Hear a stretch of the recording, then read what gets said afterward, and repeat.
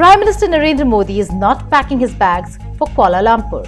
No Air India One, no photo ops, no warm handshake with world leaders, and certainly not a bilateral or a pull aside with Donald Trump, who's expected to dominate headlines at the 2025 ASEAN summit to be held in Malaysia. Officially, Modi has said it is because of the Diwali celebrations, but critics call that a convenient smokescreen. Opposition parties claim the real reason is much bigger: to avoid a Trump ambush.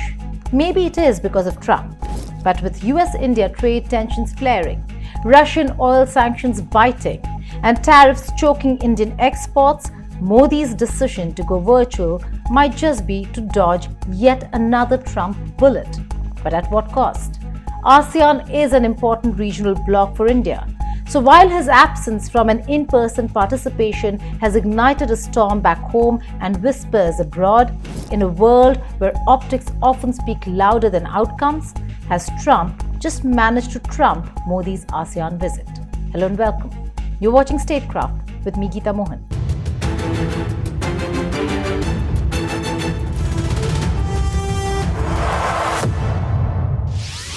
This year's ASEAN, East Asia and India-ASEAN summits in Kuala Lumpur are no ordinary gatherings. The region is tense, trade is fractured, and China's influence is expanding like wildfire through the rcep pact, that's the Regional Comprehensive Economic Partnership, a club India famously refused to join.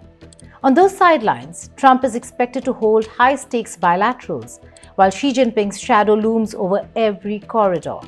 Against this backdrop, India's Prime Minister choosing a virtual presence rather than a physical one has raised eyebrows worldwide. Can Act East survive when the Prime Minister doesn't show up in the East? Before we get to the controversy, let's rewind. The Association of Southeast Asian Nations, that's ASEAN, was born in 1967 when 5 nations, Indonesia, Malaysia, the Philippines, Singapore, and Thailand, banded together to keep their region stable during the Cold War. The goal was simple: peace, prosperity, and protection from the communist tide. Over time, ASEAN grew into a 10-member bloc, adding Brunei, Vietnam, Laos, Myanmar, and Cambodia, becoming a powerhouse of diplomacy and trade in Southeast Asia. ASEAN's secret sauce has always been neutrality. It talks to everyone: the US, China, India, Russia, while taking sides with no one. That's why it's the beating heart of Asia's diplomacy. The annual summits are where great power rivalries are played out, subtly, politely, but decisively. Missing that table means missing the pulse of Asia. For India, ASEAN is not just another regional club. It's the gateway to the East. Since 2014, Modi has made it a centerpiece of his Act East policy. India's trade with ASEAN is worth over $130 billion. The two share strategic sea routes through the Andaman, and the region hosts India's closest defense partners like Vietnam and the Philippines. ASEAN is also a counterweight to China. While Beijing floods the region with money, ports, and digital projects, India brings soft power, democratic credibility, and military cooperation. The India-ASEAN relationship has grown from simple trade to a comprehensive strategic partnership. So when the Prime Minister skips this summit, it's not just a scheduling glitch, it's a diplomatic message, even if unintended. Summits aren't just about speeches, they're about the corridors. The sidelines of ASEAN, where ministers, diplomats, and leaders huddle for quick deals, often matter more than the plenary. This year's sidelines included the ASEAN-India Ministerial on Digital Transformation, the ASEAN Defence Ministers Meeting Plus, and the East Asia Summit, which brings together giants like China, Japan, the US, and Russia. China is not just attending ASEAN, it's owning it. From infrastructure to trade, Beijing has turned the bloc into its economic playground. The China-ASEAN Comprehensive Strategic Partnership is booming. Trade between the two has crossed $900 billion, and the upcoming ASEAN-China Free Trade Area 3.0 is set to deepen that grip. Then there is RCEP, the Regional Comprehensive Economic Partnership. China signed it. ASEAN group signed it. Japan, Korea, and Australia signed it. India walked away. Why? Because it feared Chinese imports would swamp Indian markets. The decision may have protected domestic industries, but it also left India isolated in the region's biggest trade deal. And now, every ASEAN summit is a reminder of that absence. Modi's no-show only magnifies it. RCEP was supposed to be Asia's answer to the West's trade blocs. India was in the negotiations but pulled out in 2019.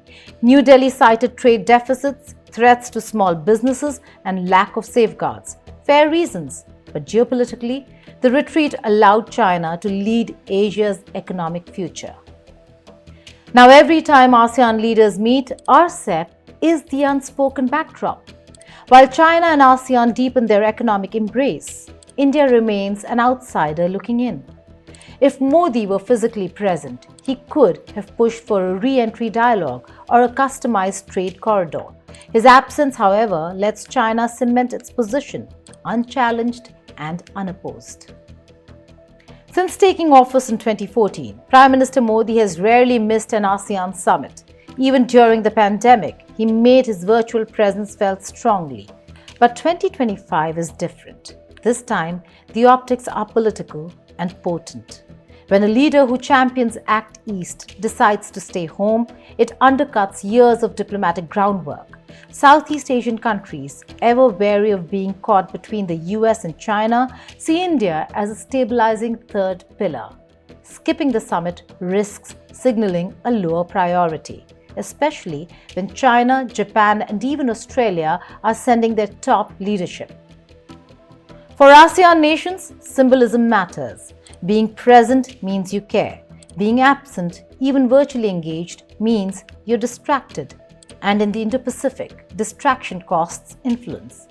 Let's be honest, this wasn't about Deepavali or Diwali. It was about Donald Trump. The American president, riding a new wave of economic nationalism, is attending ASEAN in person, using it to project US dominance in Asia. The last thing Modi needed before Bihar's crucial election was a Trump tirade. After all, Trump has already slapped 50% tariffs on Indian goods, sanctioned Russian oil suppliers that kept India's economy afloat, and publicly scolded countries that buy from enemies of America. Imagine a press gaggle where Trump calls out India's oil deals with Russia. The headlines would be explosive back home. So Prime Minister Modi chose the safer route. Avoid the encounter completely. Attend virtually. Smile on camera. No awkward photos. No off-script moments. No public rebukes. Smart politics, but costly diplomacy. Look at what the U.S. president did on India. It's a country that Trump, like every U.S. president, has courted as a counterweight to China. And then in August, Trump slapped 25% tariffs on him. A few weeks later, he doubled them. Why? Because Prime Minister Modi wouldn't give Trump credit for mediating a ceasefire with Pakistan.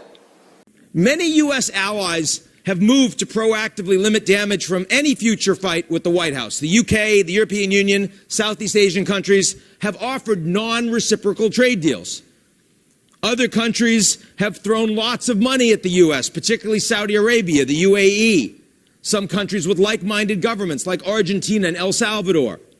Now, from governments that have more bargaining leverage, like China and India, we've seen that standing up for yourself and a willingness to absorb punches can create needed space.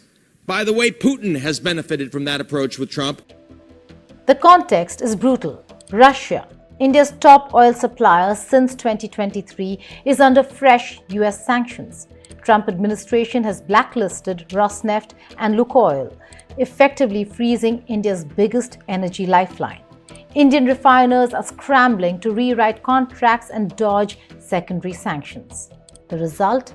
India's energy strategy is cornered. At the same time, exports to the US are falling due to tariffs. Add election pressure, and the Prime Minister finds himself walking a geopolitical tightrope. In such a climate, a physical meeting with Trump could have triggered more harm than good, especially if the US president decided to lecture Modi on trade or oil in front of global media. Politically, staying away made sense. Diplomatically, it leaves a gap, an ASEAN-sized gap. While India manages its US headache, China is exploiting the moment. Xi Jinping's government is preparing to sign the ASEAN-China Free Trade Area 3.0 deal, tightening Beijing's economic stranglehold. The Belt and Road projects, from Laos's railways to Malaysia's industrial parks, are flourishing. At ASEAN 2025, China is set to present new digital and green tech partnerships. Without Modi in the room, India's counter-narrative, emphasizing transparent, rules-based cooperation, loses traction. ASEAN countries, pragmatic as ever, will go where the money flows. And right now, the yuan is louder than the rupee. Back home, the Congress party wasted no time pouncing. Leaders accused Modi of ducking diplomacy and running from Trump. They pointed out that he also skipped the recent Gaza Peace Summit, alleging a pattern of strategic avoidance when facing uncomfortable global questions. ASEAN nations have long memories when it comes to engagement. They remember who showed up, who invested, and who made promises. Modi's absence may not wreck ties overnight, but it creates ripples. India's External Affairs Minister, Dr. Jaishankar, will represent the country capably, but summit diplomacy thrives on leader-to-leader chemistry. Every missed meeting weakens that bond a little more. For Southeast Asia, where personal rapport shapes deals as much as documents, the Prime Minister's virtual presence is better than absence, but still less than expected. By choosing to attend the ASEAN summit virtually, Modi risks losing more than just a seat at the table. He risks missing the pulse of a rapidly shifting region. Trade politics that could have helped reset the tariff narrative with Trump and open new bilateral routes may now unfold without India's direct influence. The chance to pitch an Indian alternative to China's rcep-driven dominance slips further from grasp. Defense cooperation, especially in strengthening Indo-Pacific maritime security, could lose the momentum that only in-person diplomacy generates. And perhaps, most crucially, the optics, the handshake moments, the side conversations, the symbolic reaffirmation of India's Act East commitment will now belong to others. As China's leaders seize the spotlight, Beijing doesn't just walk away with the photo ops, it walks away with leverage. Modi's foreign policy has always walked a fine line between the US and China, strategic independence without submission. But in 2025, that balance is under strain.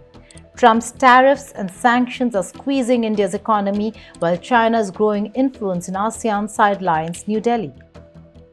By avoiding Trump, Modi might have won a short-term reprieve, but in doing so, India risks appearing reactive, not assertive. Act East could quickly become Watch East if New Delhi doesn't reassert its presence soon. Ironically, ASEAN was founded to prevent exactly this kind of imbalance. Back in 1967, its founders wanted Southeast Asia to have a voice of its own, not to be pushed around by global superpowers. It's tragic, then, that 58 years later, the region risks becoming a chessboard again, with China leading the game and the US trying to flip the board. India, the region's natural democratic partner, can't afford to sit out. ASEAN was built for dialogue, for nuance, for middle paths, precisely where India has the most to offer. A virtual presence cannot fill that diplomatic vacuum. The coming weeks will tell whether Modi's virtual participation can offset the optics of absence. Jaishankar's on-ground diplomacy will be critical, especially in pushing for the 10-point India-ASEAN action plan unveiled last year. But beyond policy, it's about perception. If Trump dominates headlines and Xi controls the corridors, India must work twice as hard to prove it's still in the game. Virtual diplomacy has its place, but ASEAN runs on presence, proximity, and persuasion. Did Modi skip ASEAN because of Deepavali or because of Trump? Was this a tactical retreat to avoid unnecessary drama or a strategic misstep that gives Beijing a free run? Whatever the answer, one fact is clear. In global diplomacy, absence is never neutral. especially when your rivals are shaking hands, signing deals, and snapping pictures.